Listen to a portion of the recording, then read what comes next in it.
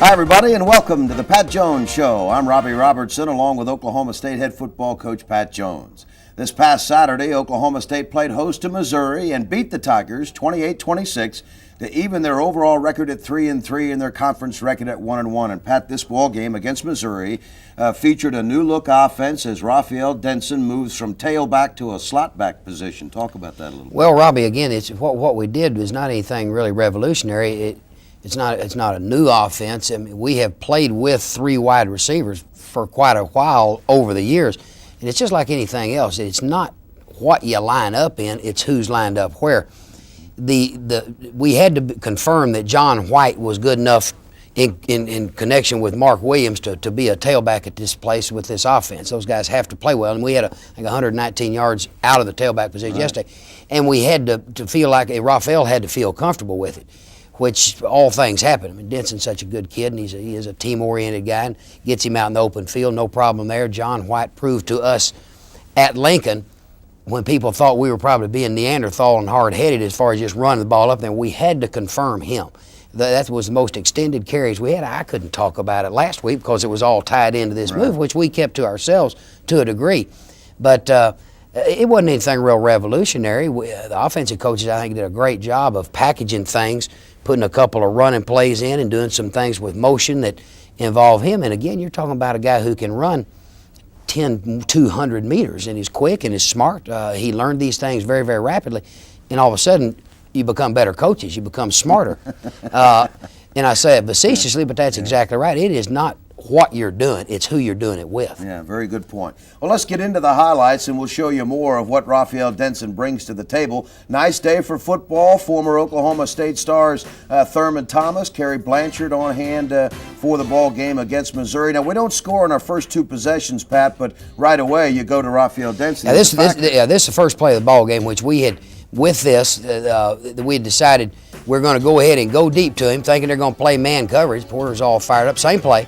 See him, we motioned him in and out. Now get him loose, and he's going to win a foot race. Actually, this ball, was he had to come back to the football and makes a good catch. He's got very good hands. He's got extremely good hands. Now, I think we wanted to set the tone there, and we felt like we could get him open and do it. We stumbled around a little bit and probably should have scored there. This is another possession later on. Again, a different type of route to him, and watch this kind of stuff. Again, in the open field. It's confirmed that he is a quality athlete. There's no question about this. Good blocking. We get guys knocked down out and give Gary some room to throw the ball. He makes a nice throw, hits him in stride, and Denson runs a good route. And guy's got to be a very, very talented football player to line up in man coverage and cover someone like this, which is what they were trying to do the better part of the afternoon. They really couldn't consistently get it done. Now, we punt the ball down. Tyner had another great day punting the ball. We pin them back down here. The ball locks up. Good job, Mike Curtis, of avoiding the ball, not kicking it in the end zone. We kill it down in there. They could not really ever run the ball consistently on us at all. They broke a trap in the latter stages of the game. But here's Burns and Ainsley and those people. Missouri, even though they set, Robbie, a Big 8 record for number of passes attempted, I think they got off 73 passes. Right. But again, see, they're trying to do some things running and really never had any success. Again, that's the most passes ever thrown in one day in the history of the Big 8 ever. You can see Burns, and here's Woolridge. Michael bouncing the thing outside. Good job by Keith Burns. Burns continues to play well. Sure, we knew they were going to hit some on us, and they did. They hit quite a few. But on the same hand, some of this stuff was like this. There's Carlos Irving. And when you just throw it virtually every down, which is what it ended up being, certainly you're going to hit some. Here's Scotty Harmon's interception. Again, you throw it enough down inside, down the middle, and Scotty's going to get something. I mean, he's done that over the course of his career. You can see him sitting back in there on the hash mark, and they go back and throw the ball. We had decent pressure on him, made him throw the ball off a rhythm. Scotty makes the interception. We've got the ball on their side of the field, and again, we're feeling pretty good about things. This is another little wrinkle out of it. You can see we motion him back in there and turn around and run the sweep, which is the same play we've run out of a different formation to him. Now we get down in. Here's Gary on the quick game. He snaps it around, throws the ball to Fred Thomas. Nice throw and catch there. Not anything real elaborate. Now we go deep again. Shannon Culver, who has got speed. They had it covered pretty good. All right, here's Mark Williams. Nice run. Jumps up inside. Well, I really like the combination of John White and Mark Williams. Here's Roger Franks, who I think we've lost for the year probably with a wrist injury. But again, okay, here's Mark Williams back again. Good job, Mark. We are really pleased with the way this guy is handling himself and working hard. We're going to run a quarterback sneak. We got 1st and goal now on the 3 or whatever it is. We got to run Franks up in here, get a couple of yards. Now we're going to turn around and run the sweep to John White, and he's going to bust in the end zone. Good job, Mark Spatz right there. Franks, and boom. John White weighs 210 pounds. I mean, he's strong. He's strong, and he is a tough guy. Now he's excited, and so is our offensive unit. We've gone up on Missouri 7-0. Same play. We had run this formation, goal line short yardage. We've had this called a jumbo. So now again, White's in the end zone, and we got a lead on them. And Missouri scored on their first possession of the second quarter, but boy, you come right back and strike. This is the first play following their score. We come back and throw it again. Here's Shannon Culver, who has got very good speed. He can run faster than Watt's trying to cover him. Boy, Gary laid this ball out there very nicely. Again, 80-yard touchdown pass, longest reception for a touch we've had in several years. Here's the same play. Gary going back. We had good protection. Airs it out. Here's Culver in behind the guy. Now, he threw that about 60 yards. Well, he's got extremely strong arm. I mean, he has got a strong arm. And again, nice job by Shannon Culver of catching the ball, getting in the end zone. Right here they are trying to run the tall sweep again. Nothing going. David Brooks, Cornell Cannon, people around him. All right, now they've got a ton of throwing game. This is a nice play here by Carlos Irving on a naked bootleg, and Carlos can run. He got his hand busted up a little bit during the course of the afternoon. All right, Todd Fisher's interception. Big nice play. Yes, sir. They're driving. Good job by Todd. Again, Fisher and Henley, and I've said this before, these are guys who are not going to end up playing in the NFL, but they're fifth-year guys who are extremely coachable, and they're normally going to be where they're supposed to be and make play. We should have had, in our opinion, a couple more, maybe 3 interceptions throughout the course of the day, but good job by Todd Fisher. All right, now we're coming back. This is late in the half. Okay, throw a little sprint pass out there to Mark Williams. He runs through a couple of tackles, gets loose down the sidelines. We've got the ball down on their end of the field here. Same play again, little flood route. We had this open later in the ball game. John White couldn't get it down. Good job of Mark. See, Mark is 190 plus, and he's pretty strong. He's out here. He's got pretty good hands. Okay, get on down, Mark. Take care of that football. That's a pickup of 32, and the drive stalls, and now here's a wild play. Oh, this is wild, is putting it mildly. We get down in there, and in all honesty, I was kind of wanting to fire at the end zone a couple of times, and we wanted to be a little bit careful and say, okay, let's make sure we get a field goal.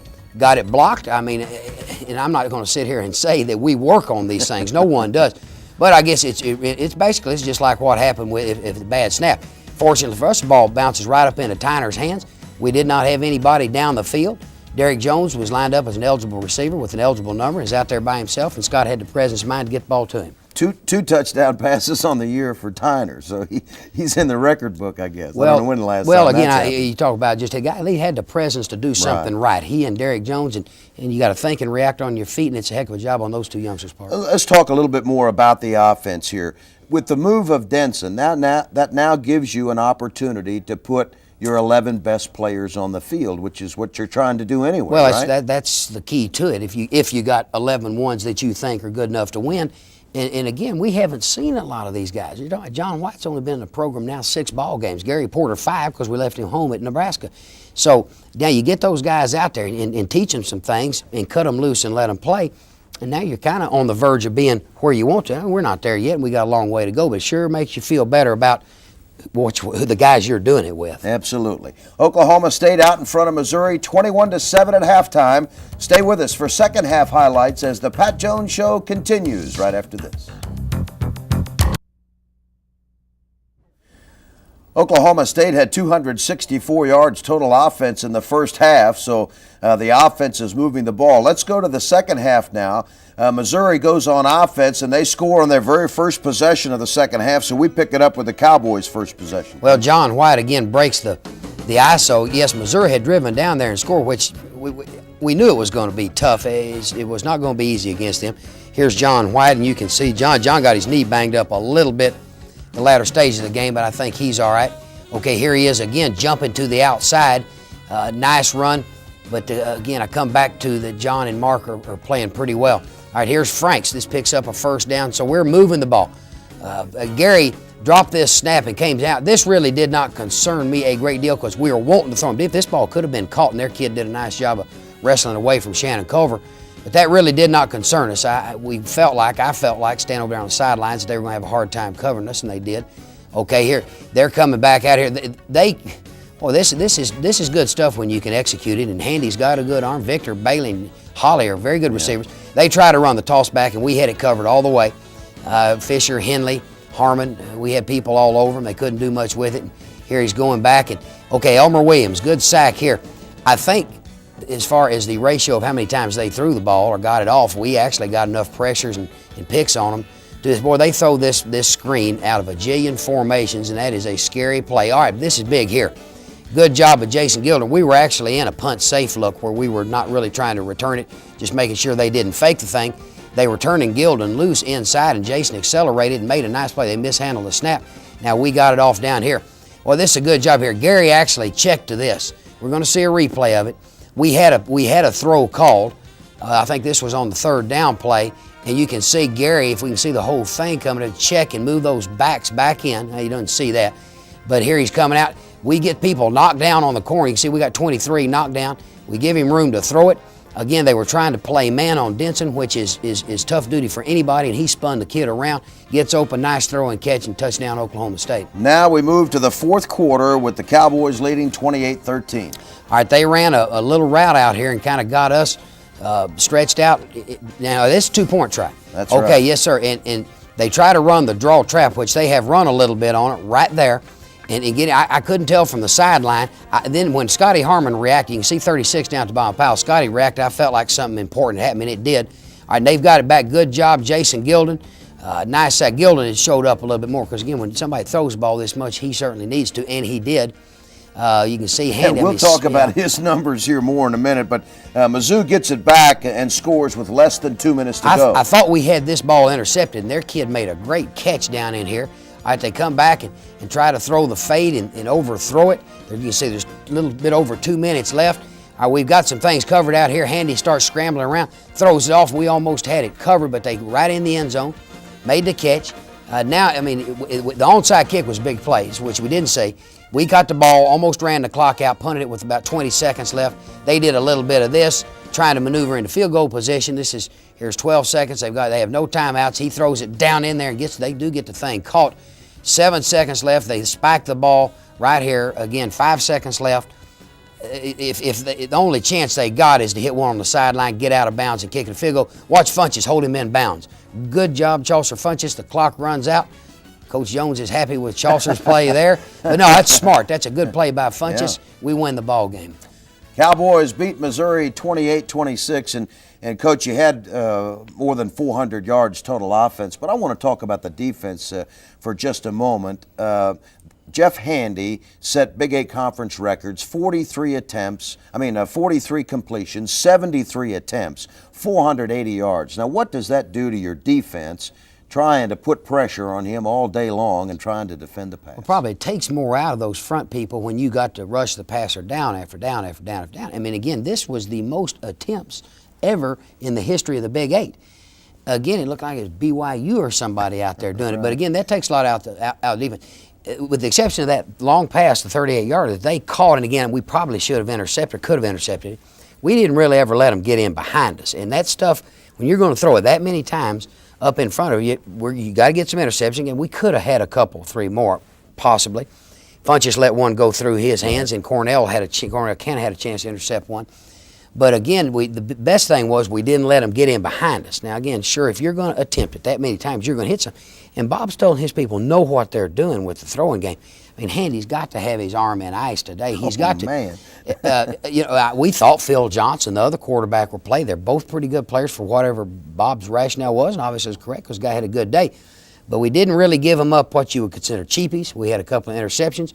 We kept pretty good pressure on them, and I thought for that, and they couldn't run the ball. They could not consistently run the ball on us, and if there was a factor in us defensively, again, it was not letting them have the big play, and they couldn't run it. Excellent win for the Cowboys, 28-26 over Missouri. Stay with us. We'll be back. The Pat Jones Show continues right after this.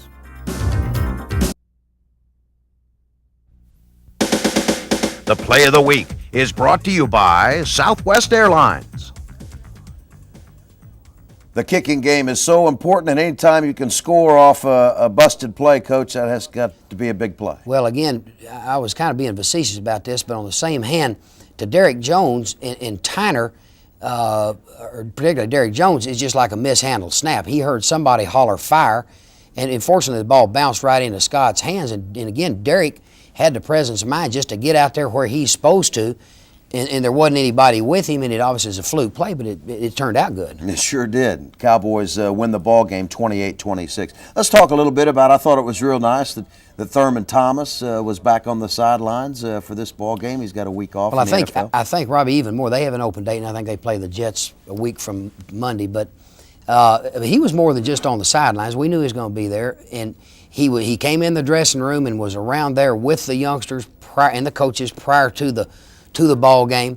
Obviously, he's just got free reign of anything around that dressing room, and he was actually, we introduced him to a couple players. I took him over to John White. John's fixing to get his first extended playing time and say, hey, okay, this is the real Thurman Thomas now. This guy's breaking Jimmy Brown's records that's here and has heard about you and all this. And in our pregame, right, the final moments before we go out, we always huddle up and say the Lord's Prayer, which is certainly not unique, but Thurman's right in the middle of it, and we consider him a major member of the family. I think it's real special to me and all the players and the coaches to have a guy that cares enough about them in this program to want to be around. That's extremely important, and I told Thurman before he left, I said, you don't know how much that meant to all of us just to have you there. And he's a great representative for the university overall. Stay with us. We'll have Cowboy Magic Moment when we come back. The Pat Jones Show continues right after this. This Cowboy Magic Moment is brought to you by Johnson's of Kingfisher and Chickasha. In the second game of the 1988 season, 18th-ranked Oklahoma State hammered 6th-ranked Texas A&M 52-15. Barry Sanders raced 58 yards on the third play of the game. A capacity crowd of more than 50,000 watched OSU wear orange pants and orange jerseys for the first time ever. It was another Cowboy Magic Moment. Cowboy offense got the job done this past Saturday against Missouri, beating the Tigers 28-26. And Pat, as you get a little bit more into the Big 8 schedule now, you have to feel pretty good about the performance that the Cowboys showed, both offensively and defensively this past Well, it was kind of interesting with that magic moment. We were pretty intelligent when we had those cats on offense. We were actually statistically the most intelligent in the country in '88. Because we led the country in scoring and total offense and all that. I'm being facetious, but that's I guess I can be. But we got Iowa State at home, and pointedly, I made the reference to the 2-game home span of Missouri, obviously, which we won. Iowa State coming in here for homecoming, which is a big deal here. People need to get their tickets early. They need to get up here. It's a great weekend for folks to enjoy. This present time, I haven't had a chance to watch what happened with KU and Iowa State in what had to be a real bizarre ball game. You got now the tie with OU and Colorado that occurred out there. OU goes to Lawrence this weekend. Kansas State lost a non-league ball game to Utah State, which quite honestly surprised me a little bit. Robbie, it's all out there for whoever can just take it and seize it, and it's not going to be easy for anybody, but the league race now is going to get real interesting, and much more so every week. What are your thoughts about Iowa State? Can you tell if they've changed much from years past? Well, I've seen a little bit of them, and they've gone wishbone. Jimmy Walden and them were option-oriented when he was at Washington State and had good offensive teams back there. They know what they're doing, combining the wishbone and the spread. And I don't know how much they're incorporating because I hadn't seen them here lately. But again, they always play well with us, and they got a good defensive front. They coach them extremely well. And again, it'll be an exciting one, I'm sure. Good luck to you against Iowa State. We're out of time. Hope to see you at Lewis Field for homecoming as Oklahoma State plays host to Iowa State. For Pat Jones and Oklahoma State University, I'm Robbie Robertson. Goodbye, everybody.